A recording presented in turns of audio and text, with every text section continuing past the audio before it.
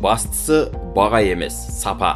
Ел президенті мемлекеттік сатып алу жүйесін қайта қарауды тапсырды. Келесі жылдан бастап Қазақстанда кәсіпкерлікті жаңа жүйелі қолдау енгізілетін болады. Бұл жоба 2 жылдан бері талқыланып келеді. Алайда қазір ел президенті нақты мерзім қойды. Қасым-Жомарт Тоқаевтың айтуынша 2024 жылдың 1 қаңтарынан бастап шексіз түзетулердің жүздеген және мыңдаған заңға тәуелді құжаттары мен нұсқаулықтардың орнына жаңа түсінікті жұмыс ережелері бекітілуі керек. Қаржылық қолдау көрсету кезінде жаңа тәсіл енгізілгеннен кейін мемлекет бәсекеге қабілетті шағын және орта кәсіпорындарға басымдық беретін болады. Мұндай көмектің негізгі критерийлері еңбекақы қорының өсуі және салық аударымдарының ұлғаюы болады. Ал мемлекеттік қолдау алушыларды айқындау автоматтандырылған жүйе болатыны маңызды. Қазақстан президенті мемлекеттік сатып алу процесіне түбегейлі өзгерістер енгізуді талап етті. Біріншіден, мемлекеттік және квазимемлекеттік ұйымдардың сатып алулары